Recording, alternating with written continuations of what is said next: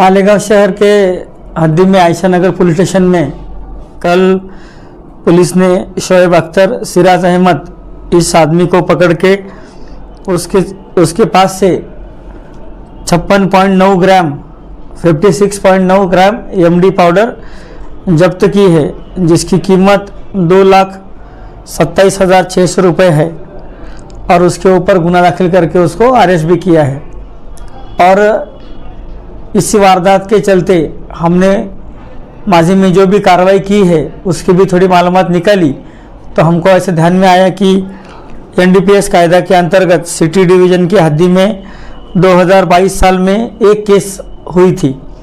NDPS कायदा के अंतर्गत एमडी, गांजा, कुत्ता गोली ऐसे जो नशे की चीज़ें हैं उनके ऊपर कार्रवाई की जाती है। उसके तहत 2022 में एक केस दाखिल किया गया था। 2023 में 11 केसेस हमने दाखिल की थी और चालू साल में ये आज की तारीख तक 26 केसेस दाखिल किए हैं।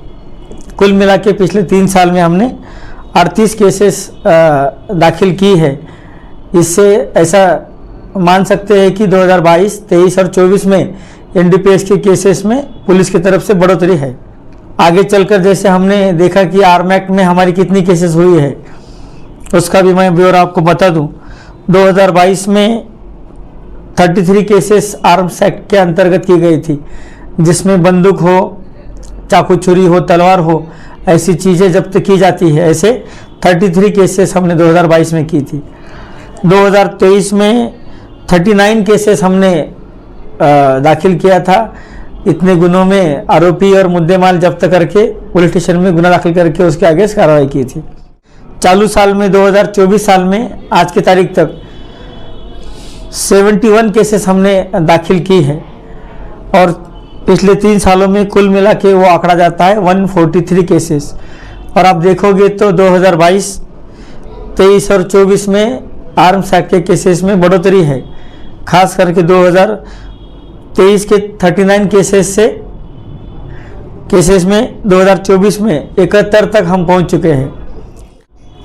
कुल मिला के ऐसा बोल सकते हैं कि ये एनडीपीएस और आर्म्स एक्ट के केसेस के बारे में मालेगांव सिटी डिवीज़न हो, एडिशनल एसपी मालेगांव हो, नासिक जिला एसपी साहब हो, एलसीबी हो, इनकी तरफ से विशेष ध्यान देके हर बार जो भी मालूमात मिलती गई है उसके तहत पूरा उसका सीरियसनेस देखते हुए केसेस और कार्रवाइयाँ हर बार की गई है।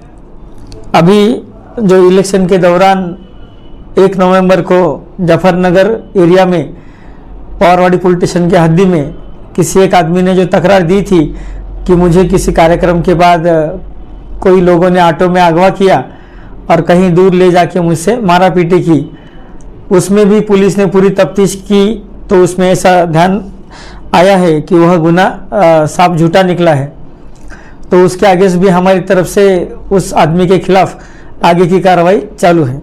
दूसरा एक प्रकरण था जिसके बारे में चर्चा हो रही थी कि आज़ाद नगर पुलिस स्टेशन में बड़ी मालेगांव स्कूल के सामने का जो एरिया है बागे महफूज, वहाँ पे भी गोलीबारी हुई थी।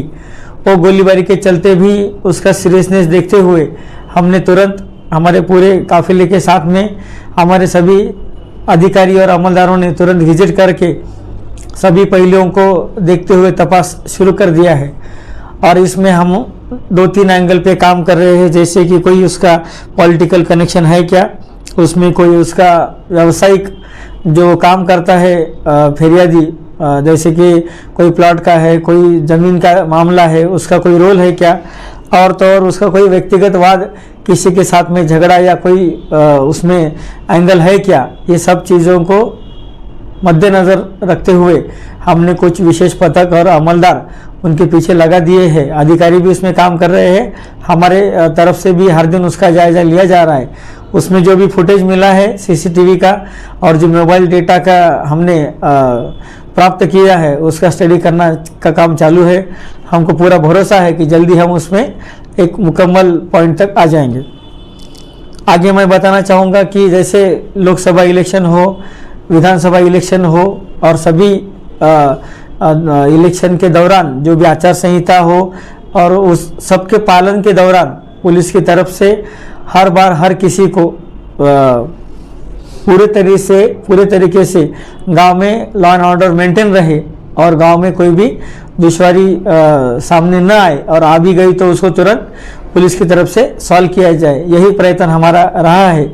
उसमें हमने जो नया कानून आया है BNSS एक्ट, उसके तहत जो पावर पुलिस को दी गई है 163 एक्ट के अंतर्गत हम लोगों को प्रोहिबिटरी ऑर्डर करके कुछ चीज़ों के लिए हमने उनको मनाही की थी। उसके अंतर्गत भी हमने जो पॉलिटिशियन से जितने भी प्रस्ताव, उनमें से कोई राजकीय कार्यकर्ता हो, कोई सामाजिक कार्यकर्ता हो, या जिनका गुने का रिकॉर्ड हो, जिनके ऊपर गुने दाखिल थे, उनका रिकॉर्ड निकाल के हमने उनको इलेक्शन के टाइम के दौरान गांव में न आने के लिए ऑर्डर निकाले थे, और वो सभी ऑर्डर के चलते अपनी गांव में दोनों इलेक्शन चयन अमन से पार हो गए हैं। हम पूरे गांव के नागरिकों से, सभी लोगों से यही अपेक्षा करते हैं, यही उम्मीद करते हैं कि आप लोगों ने माजी में भी पुलिस का बहुत प्रशासन का सहकार्य रखा है, और आगे भी आपसे यही सहकार्य रखने की अपेक्षा है। और इन सभी का जो अंतिम ध्येय है हम सभी का, कि गांव के अमन को कोई धक्का न पहुंचे, कोई ठेस न पहुंचे। और मेरी आप सभी से विनती रहेगी कि किसी भी तरह की कोई भी अफवाह पे आप कभी भी ध्यान ना दें। पुलिस को हर मालूमात तुरंत पता करवाए, पॉलिटिशियन को कांटेक्ट करें। हमारी तरफ से इस गांव के चयन अमन के लिए हर पूरा कोशिश जारी रहेगा। धन्यवाद।